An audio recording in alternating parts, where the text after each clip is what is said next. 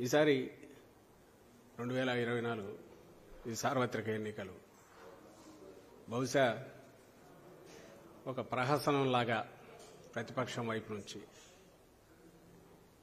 ఈ రాష్ట్రంలో జరుగుతున్నంత ఒక నవ్వులాటగా చిన్నపిల్లల చేష్టగా దేశంలో ఎక్కడా ఉండదేమో అని బహుశా అందరికీ అదే అనిపిస్తుంటుంది చూస్తుంటే. మీరు గమనిస్తే చంద్రబాబు నాయుడు గారు 14లో ఏ పార్టీలతో సరే అప్పటికంటే ఆ జనసేన అప్పుడే పుట్టి ఇదైన దానికి వాళ్ళు పోటీలో లేరు. ఆయన సపోర్టు అలాగే మోడీ గారి సపోర్టు బీజేపీ తీసుకొని మోడీ గారి వేవ్లో అధికారంలో వచ్చినప్పుడు ముగ్గురు కలిసి హామీలు ఇచ్చి ఈయన హామీలకు వాళ్ళు కూడా వాళ్ళ ఫోటోలు కూడా పెట్టుకొని అవన్నీ తుంగలో తొక్కారు. పైగా జగన్మోహన్ రెడ్డి గారు 19 తర్వాత చెప్పినవే కాకుండా చెప్పనివి కూడా చేసి తన సిన్సియారిటీ నిజాయితీని రుజువు చేసుకుంటే చంద్రబాబు నాయుడు గారు 14లో వందల కొద్దీ హామీలు ఇచ్చి అవన్నీ తుంగలో తొక్కడం కాకుండా రాష్ట్రాన్ని అంధకారంలోకి ఎట్లా తోయాలా లేదా ప్రజలను రాచిరంపాన్ని ఎట్లా పెట్టాలా అనే దాంట్లో తను ఏదైతే తన ఊహల్లో ఉండేవన్నీ కూడా ఆ రకంగా చెప్పనివి కూడా అక్కడ చేసి చూపించి మాకు వద్దు బాబు నువ్వు అని చెప్పి జనం రిజెక్ట్ చేసే రకంగా 19లో తెచ్చుకున్నాడు.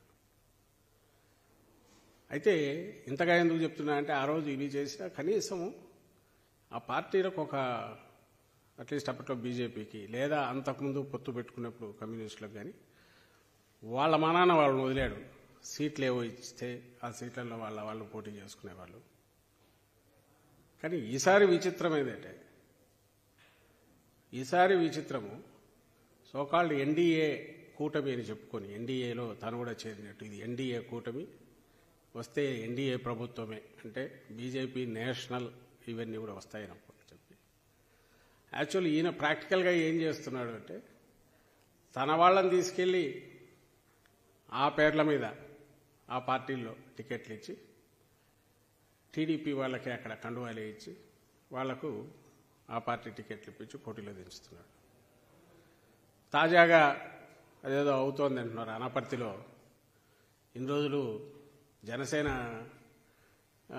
ఇచ్చిన సీట్లలో తెలుగుదేశం వాళ్ళని దించితే ఇప్పుడు తాజాగా అయితే బీజేపీ కూడా ఆ పార్టీకి ఏం కర్మ పట్టిందో అనపర్తిలో బీజేపీ అభ్యర్థి వాళ్ళు సీటు పర్టికులర్ అంట అభ్యర్థి ఎవరైనా పెట్టుకోవచ్చు అనే ఉద్దేశంతో టీడీపీ క్యాండిడేట్గా ముందనుకున్న వ్యక్తిని ఇప్పుడు బీజేపీ కండువా వేసి ఆ అభ్యర్థిగా చేస్తారని అంటున్నారు. అదేదో అంతా అయిపోయింది అనౌన్స్మెంట్ కూడా వస్తుందని అన్నారు. మీ అందరికి గుర్తుంటుంది ముందు వరుసగా ఆఖరణ అయితే నాకు గుర్తుండి అవనిగడ్డ పాలకొండ అయితే ఇట్లా కండువా వేసి అట్లా బీజేపీ కూడా ఆల్రెడీ ఎక్స్పీరియన్స్ అయినట్టుంది. అవనిగడ్డ పాలకొండ జనసేన కండువా వేసి లాస్ట్ మినిట్లో టికెట్లు ఇచ్చి భీమవరం ఒకరోజు ముందు చేర్చి జనసేన టీడీపీ నుంచి ఇవ్వడం జరిగింది. ఐ థింక్ మా దగ్గర నుంచి డిఫెక్ట్ అయిన వరప్రసాద్ గూడూరు ఎమ్మెల్యేకు ముందు ఒకరోజు జనసేనలో ఉన్నట్టున్నాడు అనమాట. ఆ తర్వాత ఎప్పుడైతే బీజేపీకి తిరుపతి టికెట్ అంటే తనని తీసుకెళ్లి బీజేపీ కండువా వేసి టికెట్ ఫైనలైజ్ చేసినట్టు నాకు గుర్తు. అంటే దానికి కూడా బీజేపీ కూడా ఈ వాత పడింది ఆల్రెడీ. ఇప్పుడు అనపర్తిది తాజాగా టీడీపీ క్యాండిడేట్ను బీజేపీ కండువా వేసి బీజేపీ ఇది ఇస్తారని అంటున్నారు. అంటే ఒక పార్టీ తరఫున నాయకులుగా ఉన్నవాళ్ళు ఆ పార్టీ నుంచి ఇంకో పార్టీలోకి డిఫెక్ట్ అయ్యి టికెట్ తీసుకోవడం ఒక ఎత్తు అయితే కూటమిలో ఉంటామని చెప్పి మిత్రులుగా ఉన్నామని చెప్పి పార్టీకి పేరుకు టికెట్ ఇచ్చినట్టు ఇచ్చి మన వాళ్ళనే తీసుకెళ్లి దాంట్లో కండువా వేస్తే ఇంకా దానికి ఏం పవిత్రత ఏం శాంక్టిటీ ఉన్నట్టు అది వాళ్ళు ఎందుకు భరిస్తున్నారో అర్థం కావట్లే. మరి చంద్రబాబు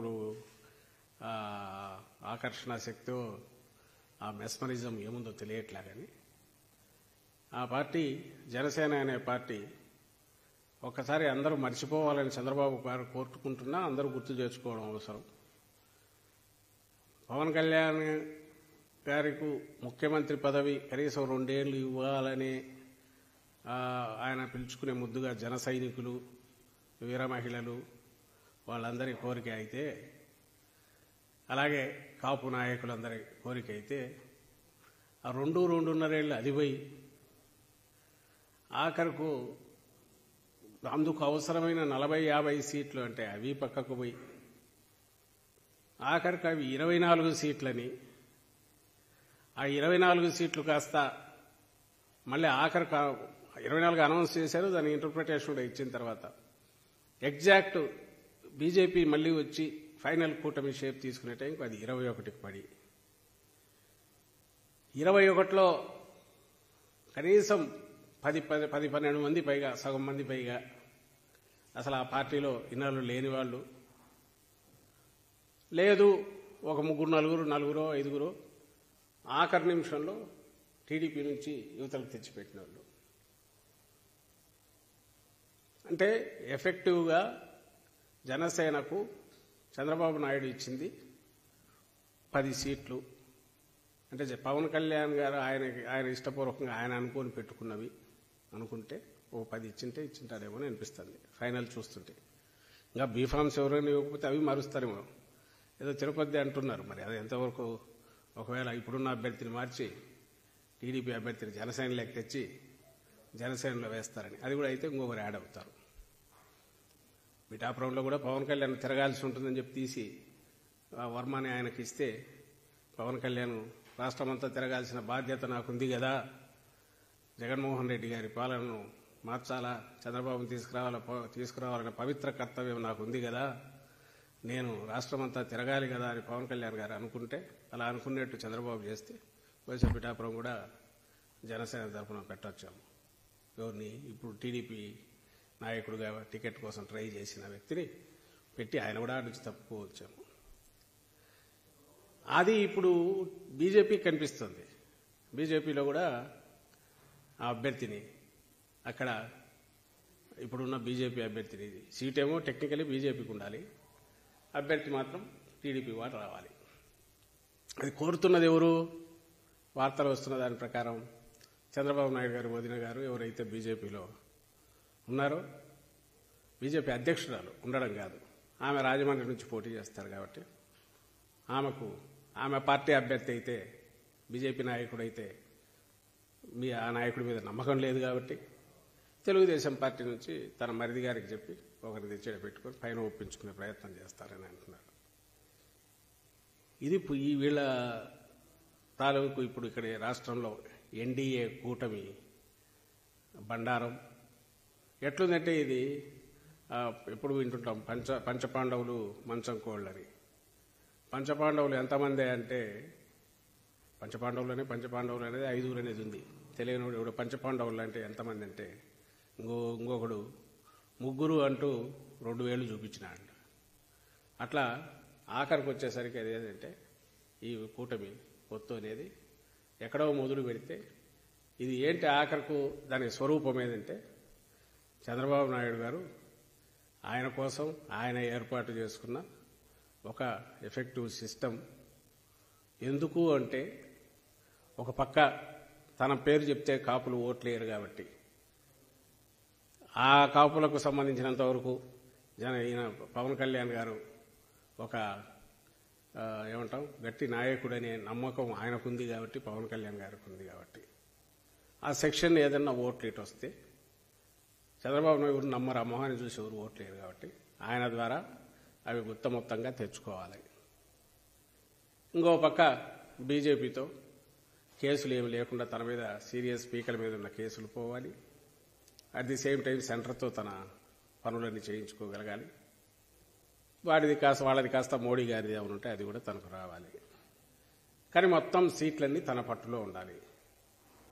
ఇది కాక ఇంకోటి రిటైనర్షిప్ మీదనో అవుట్ సోర్సింగ్ దీనికోసము కాంగ్రెస్ పార్టీతో కూడా చంద్రబాబు నాయుడు గారు ఇది.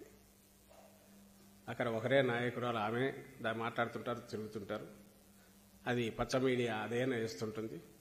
ఆమెకు పేటెంట్ రైటు ఓ సబ్జెక్ట్ మీద మాత్రమే వ్యక్తిగతమైనది ఇచ్చి ఆమెను రాష్ట్రం మీదకి వదిలారు. ఎవరు? చంద్రబాబు నాయుడు. అది కూడా ఆయనే.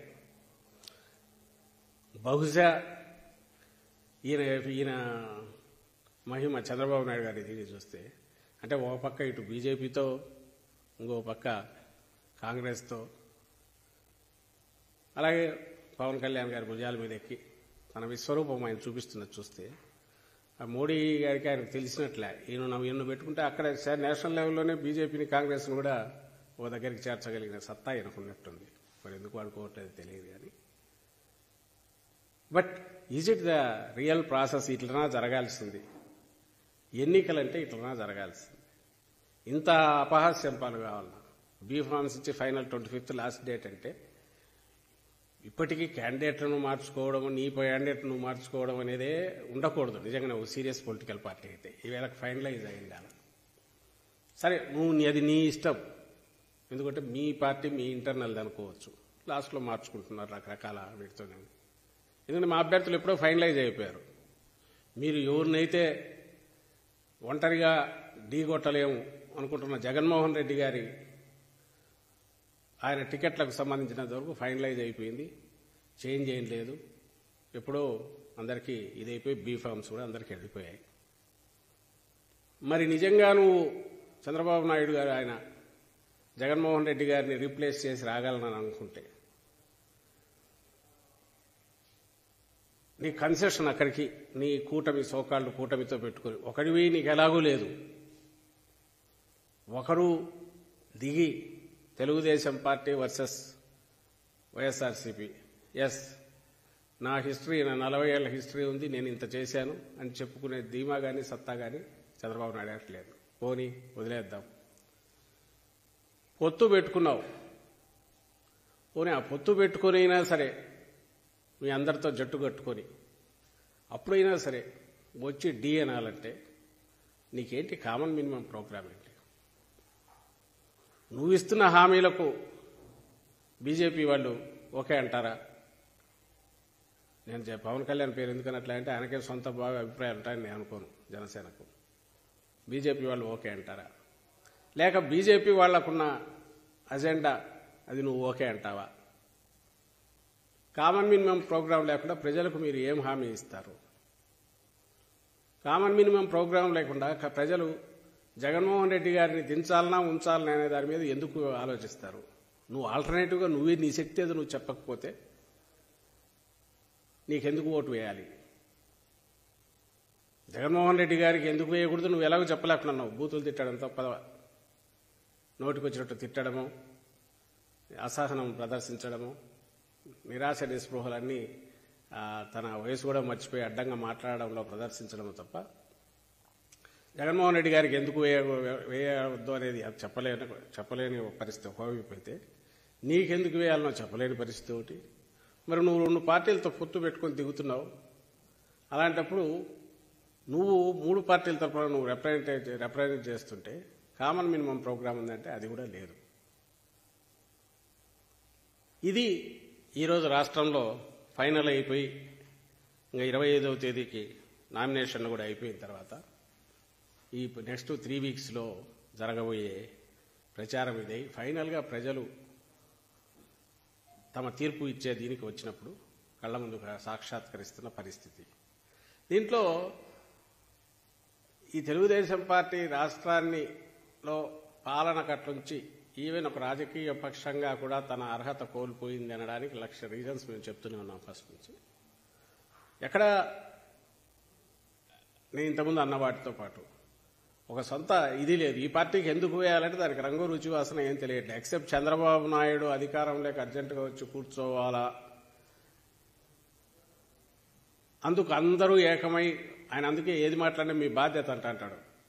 ఇది మీ బాధ్యత అంటాడు. అది కూడా ప్రపంచంలో ఏ రాజకీయ నాయకుడు ప్రజలకు ఇది మీ బాధ్యత, నన్ను ఎన్నుకోవడం మీ బాధ్యత, తన తన ఎవరితో అయితే దోస్తీ పెట్టుకున్నాడో అది వాళ్ళ మోయడం వాళ్ళ బాధ్యత. మామూలు ఎక్కడైనా ప్రజలు హక్కు ఉంటుంది, ఎన్నుకోవడమా ఎన్నుకోకపోవడమా. బాధ్యత రాజకీయ పక్షాలది అవుతుంది. ఇక్కడ రివర్స్. ఎందుకంటే ఈయన జనంలో నుంచి రాలా, మామను దించి కబ్జా చేసి వచ్చాడు. కాబట్టి ఈయనకు తెలియదు అధికారం అనేది. అదేమంటారు, మనం ప్రజల కోసం పనిచేసి వాళ్ళ మన్ననలు పొంది రావాలా అనేది ఆయనకు తెలియదు. వరుసగా కూడా కలిసి వస్తూ వచ్చింది. ఒకసారి వాజ్పేయి గారి దయతో డివైడ్ అయిన తర్వాత మోడీ గారి దయతో, ఈసారి మళ్ళీ వాళ్ళని కలుపుకొని ఫైనల్ దీనిగా ఇప్పుడు రావాలనే ప్రయత్నం. కొడుకు చూస్తే ఇంకో పక్క అసలు ఆ పార్టీ మొదలు కావడమే 24 ఎన్నికల్లో తెలుగుదేశం పార్టీ ఎక్కడ ఫెయిల్ అయింది అని అంటే, అసలు పార్టీగా అసెంబ్లీలో అపోజిషన్గా ఫెయిల్ అయింది. జగన్మోహన్ రెడ్డి గారు వీళ్ళు వేలెత్తి చూపడానికి కుదరనంతగా ఎత్తులో ఉండడంతో ఒక ఫాల్స్ నెరేటివ్ బిల్డ్ చేయడం ద్వారా, లేని జగన్మోహన్ రెడ్డి గారి చిత్రాన్ని ఒకటి క్రియేట్ చేయడం ద్వారా, దాన్ని విలన్లాగా చూపడం ద్వారా, దాన్ని ఎట్లా దెబ్బ కొట్టాలి అని ప్రజలకు ఒకటి ఎక్కించి విషప్రచారం చేస్తూ ఈ 4.5 ఏళ్ళ 5 ఏళ్లగా ఇప్పుడు రంగం సిద్ధం చేసుకున్నారు తప్ప, రియల్గా ప్రజలకు జరుగుతున్న, ప్రజల అనుభవంలో చూస్తున్నది అయితే వేరే ఉంది. మంచి జరిగింది, రాష్ట్రం బాగుంది కాబట్టి దాని దగ్గర ఏం చేయలేకపోతున్నారు. పోనీ ఇంటర్నల్గా పార్టీ పరంగా చూస్తే ఆ పార్టీ ఎత్తిపోయింది అనడానికి, కూటమి లేకపోయినా దాని పరిస్థితి ఇట్లే ఉండేది. వీళ్ళ సీట్ల పొత్తు, ఎందుకంటే వాళ్ళకంతా చేసింది అన్ని కలిపి ఇచ్చింది ఎంత, 21 + 10 31, 6, 2, 8 పార్లమెంటు. మిగిలిన వాటిలో కొట్టుకోవట్లేదా? మడకసిరిలో నిన్న మార్చినారు, లాస్ట్ మినిట్లో ఆడా కొట్టుకుంటున్నారు. పోస్టర్లు చంద్రబాబు నాయుడు దాంట్లోకి వేసి ఎట్లా పోస్టర్లను చెప్పులతో కుడుతున్నారో వాళ్ళ పార్టీ కార్యకర్తలు చూస్తున్నాం. ఎక్కడ జరిగింది అంటే, ఏమీ లేని డొల్ల అయిన ఆ పార్టీలో కొడుకు రాజకీయం కొడుకు చేశాడు. ఆయన తందాని కొంతమందికి టికెట్లు అనుకున్నాడు. ఆఖరణ మళ్ళీ తండ్రి బాబు చంద్రబాబు ఎంటర్ అయ్యాడు. ఈయన దారిన ఈయన గ్రూపులు ఈయన ట్రై చేస్తున్నట్టున్నాడు.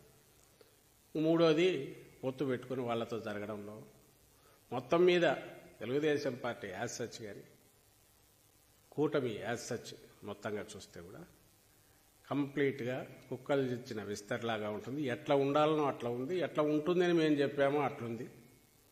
ఇట్లా ఉండాలని మేము కోరుకోలే. ఓ బలమైన ప్రతిపక్షం నిలబడి నిజంగా ఏదైనా పాయింట్అవుట్ చేయగలిగితే ఓ ధర్మయుద్ధం లాగా జరగాలి.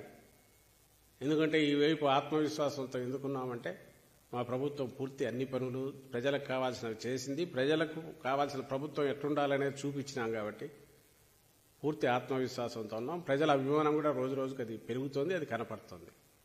కాబట్టి అటువైపు ఎవరు వస్తారనేది 50% పైన ఓట్లున్న మేము అటువైపు ఎవరు కలుస్తున్నారనే దాన్ని కూడా మేము పట్టించుకోవట్లా. లెక్కలేనితనం కాదు, ఆత్మవిశ్వాసంతో ఉన్నాం. అట్ ది సేమ్ టైం ధర్మయుద్ధం జరగాలని కోరుకుంటున్నాం. ఎప్పుడైతే దాంట్లో లేదో, అసలు అది అవసరమని కూడా అనుకోని చంద్రబాబు తన దారిలో తనకు తెలిసిన విద్యలన్నీ ప్రదర్శించి ఈరోజు నానా జాతి సమితిలాగా అన్నింటినీ కూటమిలాగా కట్టుకొని అతుకుల బొంత చేసుకుని, అతుకుల బొంత కూడా గతంలో అతుకుల బొంతన్నా ఏ అతుకుది దాని స్వభావం ఉండేది. ఇప్పుడు అది కూడా లేదు. తను పెట్టిన వాళ్ళ అభ్యర్థులతోనే వస్తుంది. ఈరోజు ఢీకొనాలని చూస్తున్నాడు. అది అసాధ్యమని ఆయనకు తెలుసు, ఆ పార్టీకి తెలుసు, చుట్టూ ఉన్న వాళ్లకు తెలుసు, ఆ కూటమిలో వాళ్లకు తెలుసు, ఆయనకు తెలుసు, ఆయన దత్తపుత్రుడికి తెలుసు, ఆయన వదిన గారికే తెలుసు. అందుకని దేనికి పోతున్నారు? డెస్పరేషన్తో బూతులు గుర్తున్నారు. రోజు నోరు తెరిస్తే బూతులు తప్ప అసలు ఏం మాట్లాడుతున్నాడో కూడా ఆయన 73 ఏళ్ళు 74 ఏళ్ళు వచ్చి మొన్న ఎక్కడో అంటున్నాడు, జగన్మోహన్ రెడ్డి గారు ఈ భూమికి బరువు అంట, తల్లికి భారం, తండ్రికి భారం. ఏదైతే తన కుటుంబంలో తాను తన తండ్రికి చంద్రబాబు నాయుడు గారు భారము, తన మామకు ఇదైపోయాడు అంటే తన స్వభావం ఏది ఉందో, తన లక్షణాలు చంద్రబాబు నాయుడు లక్షణాలు ఏమున్నాయో అవన్నీ జగన్మోహన్ రెడ్డి గారిలో చూసుకొని తిట్టుకుంటా కూర్చున్నాడు. అది మరి ఆ వయసు వల్ల ఇదైందో, ఈ నిస్పృహలోంగా లాస్ట్ ఆ ఛాన్స్ అనుకున్నది కూడా జారిపోయిందని కళ్ల ముందు కనపడుతుండడంతో ఈ డెస్పరేషన్ వచ్చిందో తెలియట్లే. కానీ అది నోటికొచ్చినట్టు తిట్టడం, ఆయన తిడుతున్నాడు, ఆయన పవన్ కళ్యాణ్ గారు తిడుతున్నారు.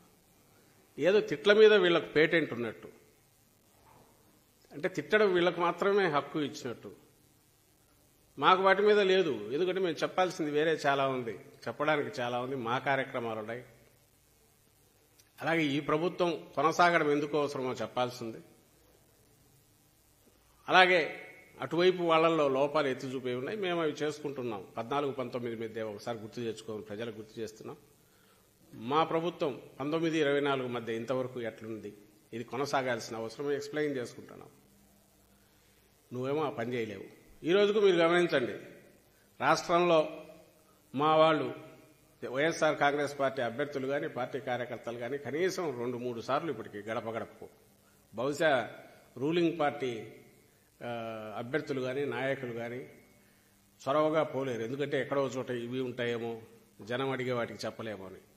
కానీ జనం పిలిచి మా ఇంటికి రమ్మని పిలుస్తున్నారు, మా నాయకులు వెళ్ళగలుగుతున్నారు. ఎందుకంటే జగన్మోహన్ రెడ్డి గారు తీసుకొచ్చిన విప్లవాత్మక సంస్కరణలు కానీ ఆ పథకాలు నేరుగా అందడం కానీ వాటి వల్ల చిన్నపాటి అవినీతికి ఆస్కారం లేకుండా, ఎక్కడ పిల్ఫరేజ్ లేకుండా స్ట్రైట్గా బెనిఫిషరీస్కు శాచురేషన్ బేసిస్ మీద కంటిన్యూస్ ఆన్ డాట్ చెప్పిన టైంకి అందుతుండడం, చెప్పిన హామీ నిలబడడం, ఇవన్నీ అనుభవించి ఎంజాయ్ చేస్తున్న స్వానుభవంలో తెలిసిన వాళ్ళు మాకు జగన్ అన్న కావాలా, మీరు మీ అన్న చేసిన పథకాలు ఇవి ఇంత బాగున్నాయి, మాకు ఇంకా ఇవి వచ్చినాయని గుర్తు చేసి మరి పిలుస్తున్నారు.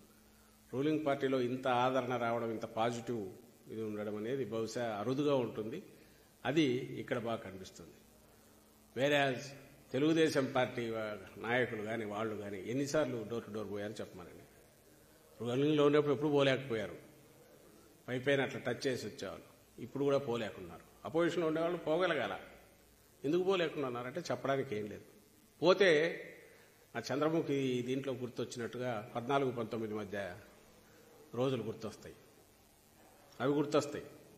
14-19 మధ్య ఏం జరిగింది అనేది గుర్తొస్తుంది వీళ్ళ మొహాలు చూడగానే, లేదా వీళ్ళు పోయి చెప్పగానే.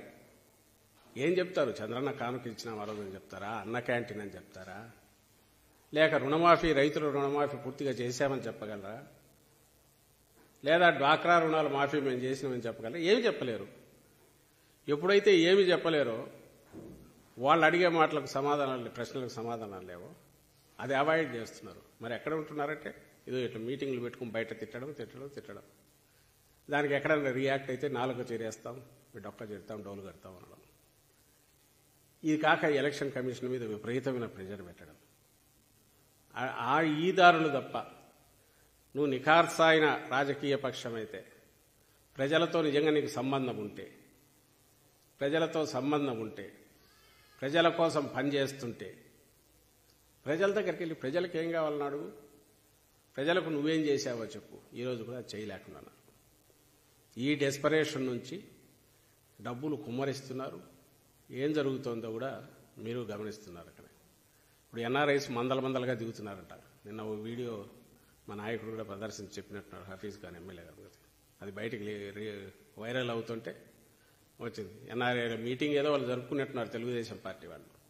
అందులో ఆ పార్టీ కోఆర్డినేటర్ ఎన్ఆర్ఐకి సంబంధించిన వ్యక్తి జయరామ్ అనే వ్యక్తి తాను ఓపెన్గా చెప్తున్నాడు, అమెరికా నుంచి వచ్చిన వాళ్ళకు 2-3 లక్షలు ఎక్కువ కాదు, ఆ వైఎస్సీపీ సింపథైజర్స్ ఆ వెధవలు ఎలాగో వేయరు, డబ్బులు ఇచ్చి ఏదైనా చేసి అయినా సరే కన్విన్స్ చేసి అవసరమైతే 2-3 లక్షలు ఇచ్చి అయినా సరే 10 కుటుంబాలు మార్చినా కూడా, అంటే ఓటుకు ఎంత ఇవ్వాలనుకుంటున్నావు?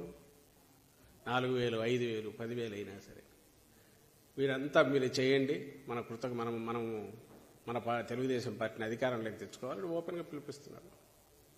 అంటే డబ్బు మూటలు కుమ్మరిచ్చైనా సరే అడ్డదారుల్లో హైయెస్ట్ ఫ్రస్ట్రేషన్తో చేసి లాస్ట్ మినిట్లో చేసే ఏదైతే ఉందో లాస్ట్ డిచ్డ్ ఎఫర్ట్ అది చేస్తున్నారు. అందరికీ పిలుపు ఇస్తున్నాం. రాష్ట్రంలో మా పార్టీ సింపథైజర్స్ కానీ, కార్యకర్తలు కానీ, నాయకులు కానీ కొంచెం అప్రమత్తంగా ఉండండి. టీడీపీ ఎన్ఆర్ఐ విభాగం పేరుతో వచ్చి ఎవరన్నా కానీ ఊర్లలో పల్లెల్లో తిరుగుతా అంటే ఖచ్చితంగా వాళ్ళ వ్యవహారంలో ఏదైనా కొంచెం అనుమానం వస్తే ఇమీడియట్ దగ్గరలో ఉండే పోలీస్ స్టేషన్ కంప్లైంట్ ఇవ్వమని రిక్వెస్ట్ చేస్తున్నాం. ఎందుకంటే ఎన్నికల ప్రక్రియ జరగాల్సింది, ఇప్పటికి వీళ్ళు చేస్తున్నదే అపహాస్యం పాలు చేస్తున్నారు. ఈ పొత్తుల పేరుతో ఒక కామన్ అజెండాకు లేకుండా ప్రజలు ఏ బేసిస్ మీద నిన్ను ఎలక్ట్ చేసుకోవాలి అది చెప్పకుండా, ఎందుకు చంద్రబాబు నాయుడిని ఎన్నుకో చేసుకోవాలి చెప్పకుండా, అడ్డదారుల్లో అధికారంలోకి ఎట్లా రావాలనే దాంట్లో ఆఖరి దీనిగా అస్తంగా డబ్బులు కూడా విపరీతం కుమరించేట్టున్నారు. ఎన్నికలకు ముందు ఆ పార్టీ చేసే వీటన్నిటినీ ఏ రకంగా అడ్డుకుంటారో దాంతోపాటు ముఖ్యంగా ఎన్ఆర్ఐలకు సంబంధించినైతే ప్రత్యేక దృష్టి పెట్టాల్సిందిగా రాష్ట్రంలోని మా పార్టీ కార్యకర్తలకు, సింపథైజర్స్కు, నాయకులకు కూడా పిలుపునిస్తున్నాం. ఎందుకంటే ప్రజలు వాళ్ళ మనస్సాక్షిగా వాళ్లకు నచ్చినవి వారికి ఓటు వేసుకునేట్టుండాలి, క్యాండిడేట్కి కానీ పార్టీకి కానీ. దాంట్లో మా వైపు నుంచి మేము ధర్మయుద్ధానికి ఎప్పుడూ రెడీగానే ఉన్నాం. అటువైపు అందుకు లేరు కాబట్టి అప్రమత్తంగా అందరూ ఉండాలి. అందులో వర్స్ట్ పార్ట్ వచ్చి ఓట్లు కొనుక్కోవడం, ప్రలోభ పెట్టి. అది ఓపెన్గా వాళ్ళు మాట్లాడుకుంటున్నాం, బయటకు వచ్చింది కాబట్టి వాళ్ళు ఎంతవరకైనా పోయేట్టున్నారు. ప్రజాస్వామ్యాన్ని అపహాస్యం పాలు చేసి ఇలాంటివి జరగకుండా అడ్డుకోవాల్సిందిగా అందరినీ కోరుతున్నాం. అలాగే ఎవరైతే ప్రజాస్వామ్యాన్ని గౌరవిస్తారో రాష్ట్రంలో వాళ్ళందరూ కూడా ఇందులో చొరవ చూపాల్సిందిగా సివిల్ సొసైటీని కూడా రిక్వెస్ట్ చేస్తున్నాం. Thank you.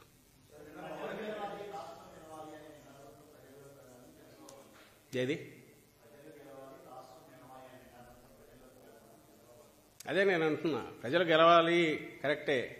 ప్రజలు గెలవడం అంటే నీ ఉద్దేశ్యంలో, అంటే చంద్రబాబు ఉద్దేశ్యంలో జగన్మోహన్ రెడ్డి గారిని దించి చంద్రబాబు గారిని కూర్చోబెట్టాలి అధికారంలో అని ఆయన అనుకుంటే ఎందుకు జగన్మోహన్ రెడ్డి గారిని దించాలా, ఎందుకు చంద్రబాబు నాయుడు గారిని ఎక్కించాలనేది అది ఎక్స్ప్లెయిన్ చేయాలా. అది చేయకుండా ఊరికే ఆయనకాయన నాకు అధికారం లేకపోతే రాష్ట్రం అంధకారం అనుకొని, కాబట్టి నా అధికారం లాక్కున్న జగన్మోహన్ రెడ్డి దుర్మార్గుడు అనుకొని, నేను తిడుతున్నా కాబట్టి జనం అది తిట్టాలనుకొని, నేను జనం బాధ్యత అన్నట్టు కాబట్టి జనము అది బాధ్యతగా తీసుకుని జగన్మోహన్ రెడ్డి గారిని మళ్ళీ పక్కకు తప్పించి తనను తీసుకొస్తేనే జనం గెలిచినట్టని ఆయన అనుకుంటే జనం అనుకోవాలిగా. ఆయన బాధ ప్రపంచం బాధ అనుకుంటున్నాడు. తనకు అధికారంలో లేకపోతే అది ప్రపంచం బాధ. కాబట్టి ప్రపంచం బాధ్యత, ఈ రాష్ట్రం బాధ్యత తనను తీసుకురావడం అనుకుంటున్నాడు. ఆ ఉద్దేశంతోనే ఇది కూడా పిలిపిస్తున్నాడు. జనం ఆ ఆలోచనతో లేరు. వాళ్ళకి స్పష్టత ఉంది. లేదు నువ్వు ఇవ్వు అని అడుగుతున్నారు. నీ కేసు ఏదో నువ్వు ఎక్స్ప్లెయిన్ చేయి. ఆయనకి జగన్మోహన్ రెడ్డి గారి కేసు ఆయన ఎక్స్ప్లెయిన్ చేస్తున్నాడు. నీది చెప్పు బాబు అని అడిగితే ఆయన చెప్పలేకున్నాడు.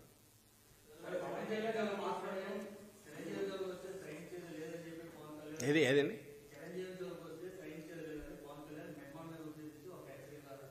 అది నాకు నవ్వు వచ్చింది. నిన్న మీరు ఎవరన్నా వింటే నేనేమన్నా, ఎవరన్నా నన్ను వచ్చి చిరంజీవి గారు ఇట్లా అన్నారంటే శుభం మంచిది అన్నా.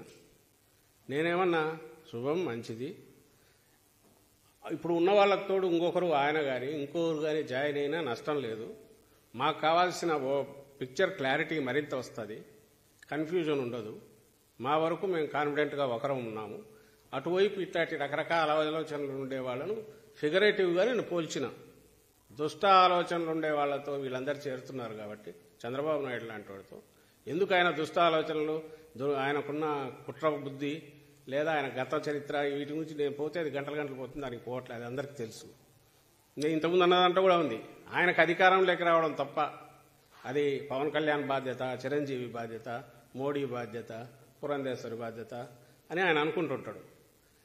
ఇట్లా అనుకున్నట్టే అన్నాడు. ఆయన కూడా దాంట్లో చేరినాడు, మంచిది. వేరే మేము ప్రజలు మాతో ఉంటేనే మేము అధికారంలోకి రాగలం. కాబట్టి ప్రజలతో ఎట్లా ఉంచుకోవాలని మేము ఆలోచిస్తున్నాం జగన్మోహన్ రెడ్డి గారు. అలాంటి దుర్మార్గపు ఆలోచనలో ఉండే వాళ్ళందరినీ పంచతంత్రంలో క్యారెక్టర్స్లో ఇవన్నీ ఉంటాయి. రకరకాల గుంటనక్కలు, తోడేళ్లు, ఇవన్నీ. వీళ్ళందరూ గుంటనక్కలని నేను గుంటనక్కలు అన్నట్ల స్వభావ రీత్యా అలాంటి వాళ్ళందరూ ఒక దగ్గర, అంటే చంద్రబాబు నాయుడు గారు అలాంటి వాళ్ళందరినీ చేర్చుకుంటున్నారు. వాళ్ళు కూడా ఆ స్వభావం ఉండే వాళ్ళతో చేరి వాళ్ళు కూడా ఆ రకంగానే అవుతున్నారు అనే ఉద్దేశంతో నేను అన్నా ఎవరిని అవమానించాలని అన్నా.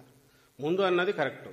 చిరంజీవి గారు ఆయన వ్యక్తిగా, ఇప్పుడు ఆయన వ్యక్తి మాత్రమే, మంచి సినిమా స్టారు, మధ్యలో రాజకీయాల్లో ఉన్నారు. ఇప్పుడు కాదని ఆయన డిక్లేర్ చేశారు. పెద్ద మనిషి, రాష్ట్రంలో అందరూ గౌరవించేవాడు అనుకుంటే ఆయన అభిప్రాయం మేరకు ఈసారి కూటమి రావాలని ఉంది. కూటమి అనగానే ఏమేమి వస్తాయి? ఇవన్నీ 1, 2, 3, 4 వస్తాయి. పోనీ ఆయన ఎవరిని కూర్చోబెట్టుకొని చెప్పారా పక్కనంటే ఎత్తిపోయి దివాలా తీసి ఇదైపోయి బ్యాంకులు మోసం చేసిన వ్యక్తి ఆయన సపోర్ట్ చేస్తూ మాట్లాడారు. ఇలాంటి వాళ్ళందరూ ఒక దగ్గర చేరినప్పుడు ఏమనాలో ఆయనే చెప్పనండి, పవన్ కళ్యాణ్ గారిని ఆయనే చెప్పాలి దానికి ఎక్స్ప్లెనేషన్. అంతే తప్ప దానికి మీ మొహాల అద్దంలో చూసుకోండి, మీరు ఎవరు చెప్పలేదు మేము అందగాళ్ళమని చెప్పినామా? ఆయన సినిమా స్టార్, సూపర్ స్టారే, కాదని ఎవరున్నారు? అదే కదా ఆయన బతికించేది. ఈరోజు చంద్రబాబు నాయుడు డిపెండ్ అయింది. అది కాకపోతే పవన్ కళ్యాణ్ దగ్గరికి రానిచ్చేవాడా? లేదా ఆయన కావాల్సిన తీర్చి, అంత ఆ డిమాండ్ తీర్చి ఆయన నెత్తిన పెట్టుకుని ఎందుకు ఊరేగుతున్నాడు చంద్రబాబు? ఉంది కాబట్టే పవన్ కళ్యాణ్ గారు మీరు రాజకీయాలకు నిజంగా రావాలనుకుంటే ఇది కాదు పద్ధతి, మీకంటే ఒక 2 ఏళ్ళు ముందు మొదలు పెట్టిండొచ్చు. మన జగన్మోహన్ రెడ్డి గారు ప్రూవ్ చేసుకున్నారు. This is the way. మీకు బేస్ ఉంది, కోర్ ఉంది, దాని మీద మీరు అప్పటి నుంచి మొదలుపెట్టి పార్టీ నిర్మించి ఉంటే బాగానే ఉండేది. ఒక రాజకీయ పార్టీ అంటే ఏం కావాలి? రాష్ట్రంలో ప్రతి చోట దానికి సంబంధించిన ఇన్ఛార్జీలు కావాలి, స్ట్రక్చర్ కావాలి, ఇవి పెట్టుకోవాలి. అవన్నీ పెడితే చంద్రబాబుకి ఎట్లా ఉపయోగపడతాడు? కాబట్టి చంద్రబాబు నాయుడుకి అది ఇష్టం లేదు. అందుకని ఆయన నువ్వు ఇంతవరకు ఉన్నామన్నాడు. ఆయన ఆగాడు. దాని గురించి అన్నాము. ఆయన ఉండేది చంద్రబాబు నాయుడు కోసం ఉన్నట్టుంది అన్నాం. అందులో తప్పేముంది? సో ఇందులో ఎవరిని అవమానించడానికల్లా మన వ్యవహార శైలిని బట్టే అవతల వాళ్ళు ఎవరైనా కామెంట్స్ చేస్తారు. మేము 4 జీరుతాం ఒక్క జీరుతామని మేమేమనట్లేదే. ఆయన మాటలను బట్టో వాటి మీద మా జరిగిన దీని గురించి రిపోర్టర్లు అడిగితే మా అంతటా మేము కూడా అనలేదు. మీరు అడిగితే చెప్పిన దానికి రిప్లై అది. దాని గురించి ఆయన రకరకాలుగా మాట్లాడుకుంటే ఆయన స్థాయి తగ్గించుకుంటున్నాడు. అంతకుమించి ఏముంది దాంట్లో?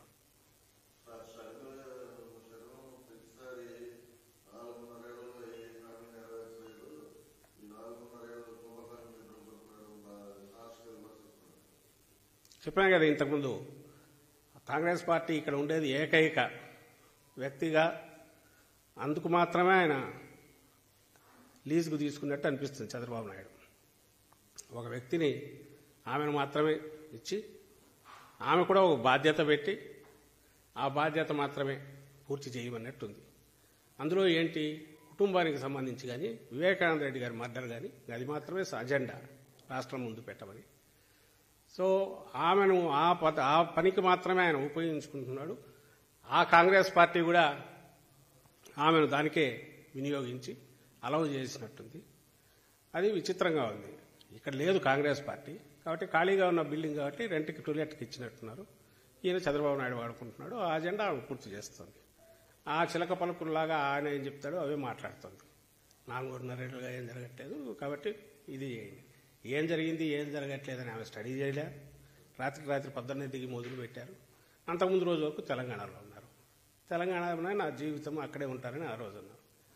సో ఆమె ఎందుకు వచ్చారో ఏం మాట్లాడుతున్నది అంత క్లారిటీ ఉన్నప్పుడు దాని గురించి మళ్ళీ విశ్లేషణ చేయడం అనవసరం కదా.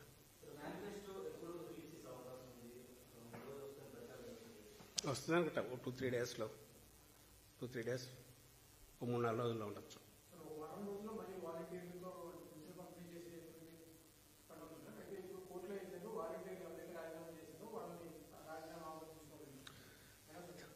తలకాయ ఉండేవాళ్ళు చేసే పనేనా అది? అంటే కోర్టు ఏమిస్తుంది నాకు తెలియదు. కానీ ఇప్పుడు ఈ పిటిషన్ పెట్టిన వాళ్ళే ఇంతకంటే వాళ్ళు పెద్ద ఉద్యోగులు, ఐఏఎస్ వాళ్ళు. ఎవరు? నిమ్మగడ్డ రమేష్, ఎల్వి సుబ్రహ్మణ్యం, ఇంకొక రమేష్, వీళ్ళందరూ జడ్జి ఒక ఆయన Bhavani Prasad, citizens for democracy అని పెట్టుకున్నారు.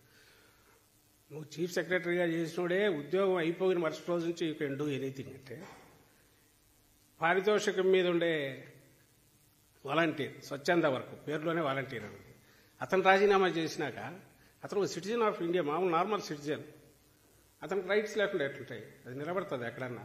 మామూలు కామన్ సెన్స్తో ఆలోచించిన జరిగే పని నిలబడేదా? రాజీనామా చేయకూడదు అని కూడా అంటారు, నాకు తెలియదు. రాజీనామా చేయకూడదని వీళ్ళు అనడానికి అది పూర్తి స్వచ్ఛందమైన వరకు పేరులోనే వాలంటీర్ అనేది. వీళ్ళు చేసేవి ఎట్లున్నాయంటే ఇదేనికో పెట్టబోయి అది మాకే తగులుతోంది అనే భయంతో రకరకాల ఇవి పెట్టి ఆఖరికి వాలంటీర్లు అనే వాళ్ళను ఒక సపరేట్ తెగ కిందన ఏదో చూపించి వాళ్ళకు వాళ్ళు తగ్గించుకుంటున్నారు రోజు రోజుకు. అదే జరుగుతుంది. ఇంకా దాని నుంచి బయటపడాలని చెప్పి రోజుకు ఒక వాళ్ళ కోరికలు ఏమున్నాయో అవన్నీ డిమాండ్ల కిందనో లేకుంటే న్యాయస్థానంలో దాన్ని పిటిషన్ల కిందనో వేసి కన్ఫ్యూజ్ చేయాలని చూస్తున్నారు.